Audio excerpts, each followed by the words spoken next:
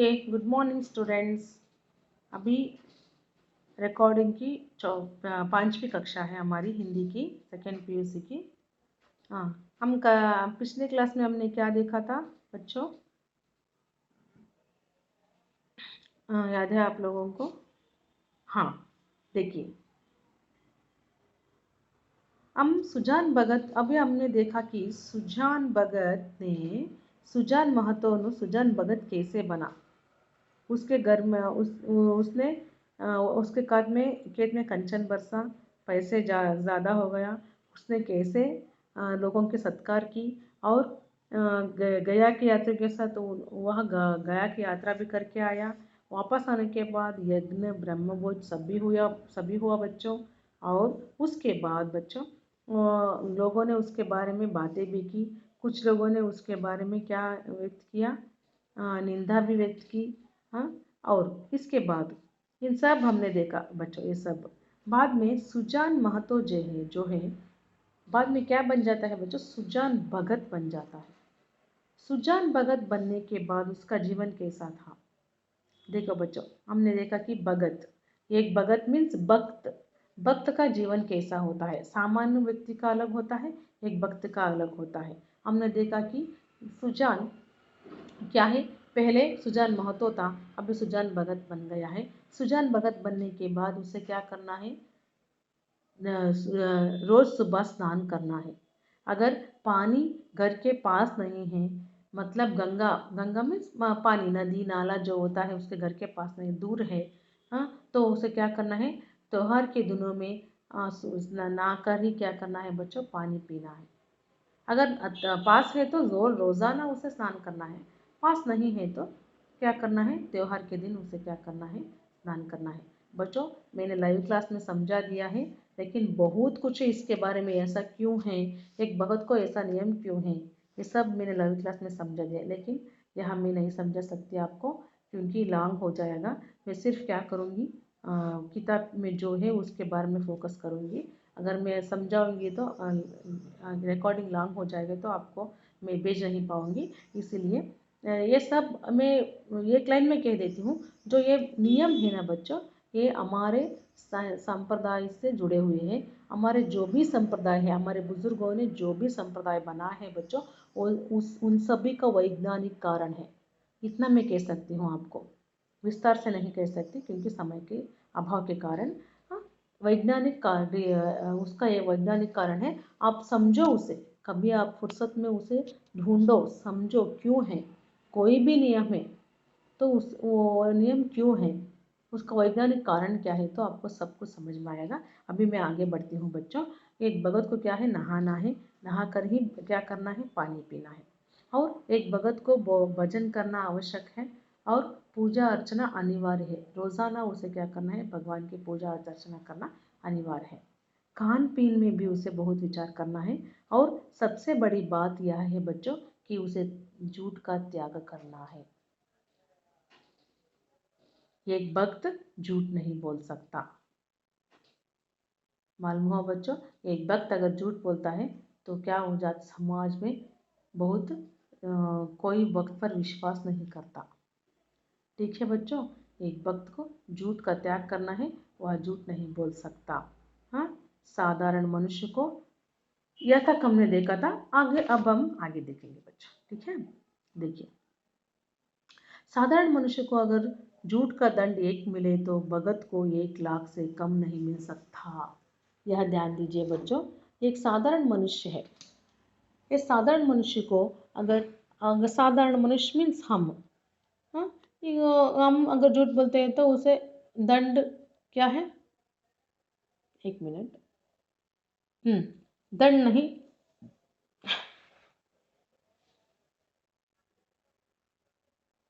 हाँ, एक साधारण मनुष्य को अगर झूठ का दंड मिले तो भगत को 1 लाख से कम नहीं मिलता। हम अगर जो एक झूठ बोलते हैं तो हमें छोटा मोटा दंड मिल जाएगा, लेकिन एक भगत झूठ बोलता है तो उसे 1 लाख से भी ज़्यादा दंड मिलेंगे। मतलब बच्चों, उसको बहुत बड़ा दंड मिलता है। अज्ञान की अवस्था में कितने ही अपराध क्षम्य हो जाते हैं। देखो बच्चों, अज्ञान मीन्स जो ज्ञानी नहीं होता, और जिसे मालूम नहीं होता, और जो बिना समझे अनजाने में वो गलती करता है, तो क्या करते हैं हम, अज्ञान की अवस्था में कह सकते हैं। वह अपराध क्या है, क्षम्य है, मीन्स उसे हम माफ कर सकते हैं, लेकिन ज्ञानी के लिए क्षमा नहीं है।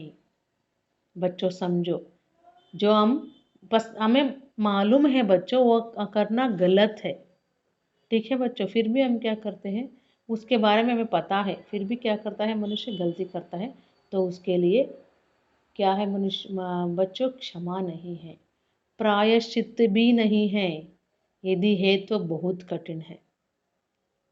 जब एक व्यक्ति, उसे पता है, वह ज्ञानी है, उसने पढ़ा है, उसके बारे में समझा है, उसे पता है यह करना गलत है, फिर भी उस काम को करता है बच्चों, तो वह प्रायश्चित के लायक नहीं, उसके लिए प्रायश्चित नहीं है बच्चों।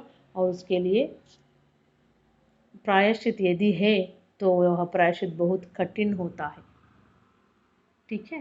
हाँ, देखिए, सुजान को भी अब भगतों की मर्यादा को निभाना पड़ा। आगे देखिए, सुजान सुजान महतो अब सुजान भगत बन गया है, तो उसको भी भक्तों की मर्यादा निभाना पड़ा। अब तक उसका जीवन मजूर का जीवन था। देखिए बच्चों, अब तक उसका जीवन मजूर का मीन्स, मजूर मीन्स कूली कार्मिक, लेबर्स के काम करता था। क्या काम करता था सुजान? सुबह खेत जाता था, सुबह से शाम तक खेत में काम करता था, अच्छा फसल उगाता था, उस फसल से आए हुए पैसे से आराम से जीवन बिताता, शाम को आकर घर में खाना खाकर सो जाता था, ठीक है बच्चों।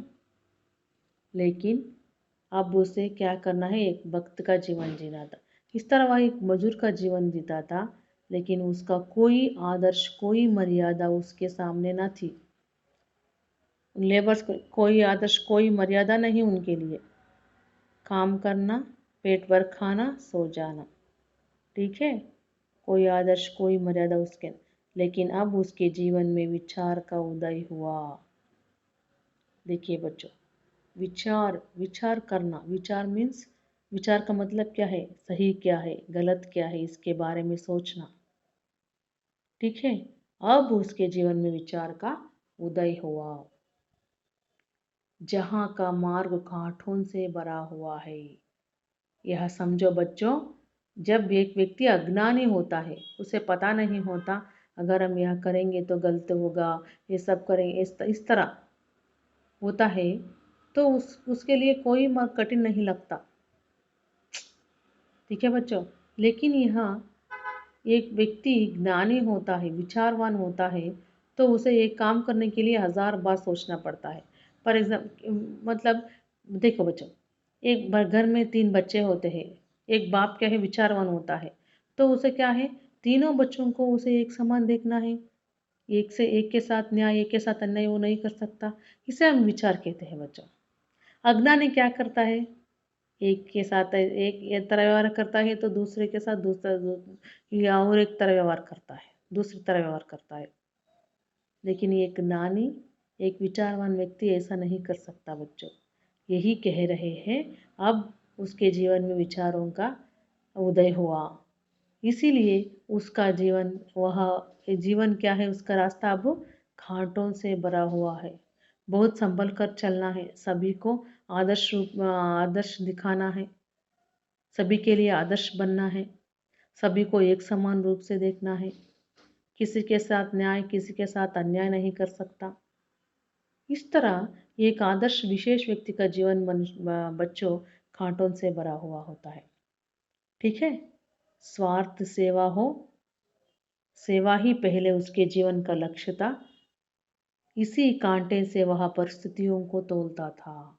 देखिए बच्चों, पहले सुजान क्या था, स्वार्थ का जीवन जीता था, उसे पता नहीं था बच्चों, सही क्या है, गलत क्या है, अगर कुछ देता है तो कुछ लेना है, यह उसका ध्येय था, कुछ देता है तो मुझे भी कुछ दो तो ले, इस तरह स्वार्थ जीवन ही क्या था, उसका जीवन का ध्येय था, ठीक है बच्चों।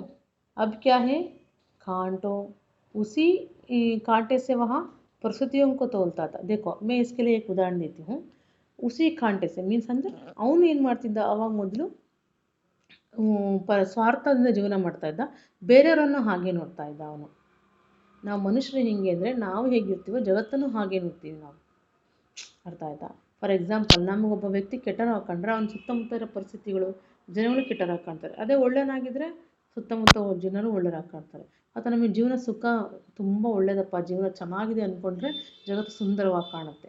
ಅದೇ ಕೆಟ್ಟದಾಗಿದೆ ಅಂದ್ಕೊಂಡ್ರೆ ಅಮ್ಮ ಏನು ಕೆಟ್ಟ ಜನ ಅಪ್ಪ, ಏನು ಕೆಟ್ಟ ಜಗತ್ತಪ್ಪ ಅಂತೀವಿ. ನೀವು ಅಬ್ಸರ್ವ್ ಮಾಡಿ, ನಮ್ಮ ಮನಸ್ಸಲ್ಲಿರೋ ಭಾವನೆಗಳೇ ನಮ್ಮ ಮಾತಿನ ರೂಪದಲ್ಲಿ ಹೊರಗಡೆ ಬರೋದು. ಈ ರೀತಿ ಸುಜಾನ್ ಕೂಡ ಮೊದಲೇನು ಸ್ವಾರ್ಥಪರದ ಜೀವನವನ್ನು ಮಾಡ್ತಾ ಇದ್ದ. ಆದ್ದರಿಂದ ಮಕ್ಕಳೇ, ಪರಿಸ್ಥಿತಿಗಳನ್ನು ಹಾಗೆ ನೋಡ್ತಾ ಇದ್ದ ಅವನು. ಫಾರ್ ಎಕ್ಸಾಂಪಲ್ ಯಾರೋ ಒಂದು 10 ರೂಪಾಯಿ ಇಸ್ಕೊಂಡು ಹೋದ್ರು, ಅವನು ವಾಪಸ್ ತಂದು ಕೊಡ್ತಾನೆ ಇಲ್ಲೋ, ಕೊಟ್ಟರೆ ಸರಿ, ಕೊಡದೇ ಇದ್ರೆ ಏನು ಮಾಡೋದು, ಅವ್ನಿಗೆ ಹೆಂಗೆ ವಸೂಲಿ ಮಾಡೋದು, ಅವ್ನು ಹೆಂಗೆ ಇಸ್ಕೊಡೋದು ಅವನ ಹತ್ರ, ಈ ರೀತಿ. ಅರ್ಥ ಆಯ್ತಾ? ಪರಿಸ್ಥಿತಿಗಳನ್ನು ಆ ರೀತಿ ದೃಷ್ಟಿಯಿಂದನೇ ಅವನು ನೋಡ್ತಾ ಇದ್ದ. स्वार्थ सेवा ही पहले उसका जीवन का लक्ष्य था, अदायतला। अब परिस्थिति इसी कांटे से वह परिस्थितियों को तोलता था, वह अब उन्हें औचित्य के कांटों पर तोलने लगा। बच्चों, अभी उसके जीवन में विचार का उदय हो गया है, तो उसने क्या किया? औचित्य मीन्स ಕ್ಯೂರಿಯಾಸಿಟಿ. ಜೀವನದಲ್ಲಿ ಒಳ್ಳೆ ವಿಷಯಗಳು ಏನಿದೆ ಅದನ್ನು ಅವನು ತಗೊಳ್ಳಿಕ್ಕೆ ಸ್ಟಾರ್ಟ್ ಮಾಡ್ದ, ಕೆಟ್ಟದ್ದು ಬಿಟ್ಬಿಟ್ಟ. यूं कहो कि जड़ जगत से निकलकर उसने चेतन जगत में प्रवेश किया। पता चला? यूं कहो कह सकते हैं कि हम आज तक वह क्या है? जड़ जगत में। जड़ जगत मीन्स क्या है बच्चों? वो क्या करता था? पहले सुबह जाता था खेत पर, सुबह से शाम तक काम करता था, और रात में आकर क्या होता था? बरफेट खाता था, सो जाता था। और किसी ने उससे कुछ लिया तो उसे वापस उसे लेना है, मार पीट कर भी हो लेना है वापस, क्योंकि मैंने उसे दिया है। इस तरह जीवन व्यतीत करता था कौन? सुजान। लेकिन अब क्या हो गया है बच्चों? उसका जीवन बदल गया है। जड़त्व से निकल कर वह चेतना जगत में प्रवेश किया है। चेतना मीन्स वह उसने अपनी बुद्धि के लिए काम दिया है। उसे लग रहा है पॉजिटिविटी अब जीवन में इतना ही नहीं और कुछ है, ऐसा लग रहा है बच्चों। जीवन में वह क्या है कि आसक्त हुआ है जीवन के बारे में। अब तक क्या था? वह अनासक्त था। इतना ही है जीवन, काम करना है, खाना पीना है, सो जाना है, बस। यह जड़ जीवन है बच्चों। लेकिन इस जड़ जीवन से वह बाहर आकर चेतना जगत में काम उसने अपना पाँव रख दिया है बच्चों। इसे समझाना बहुत है इसके लिए, लेकिन अभी इसमें रिकॉर्डिंग क्लास में मैं इसे समझा नहीं सकती। अब क्लास में जब आएंगे तो उसे मैं फिर से डिटेल में, आप चाहेंगे तो डिटेल में बहुत कुछ समझाना है, इन सब के बारे में समझा दूँगी। ठीक है? अभी के लिए इतना ही। ठीक है बच्चों, बस अभी के लिए आज के लिए इतना ही, क्योंकि आप जड़ चेतना पाप पुण्य सब सुनकर बोर हो गए होंगे। मैं अगले क्लास में आपके लिए फिर से उसे रिपीट करके आगे बढ़ूँगी। ठीक है बच्चों? समझ में आया आज का class? Okay, bye, thank you.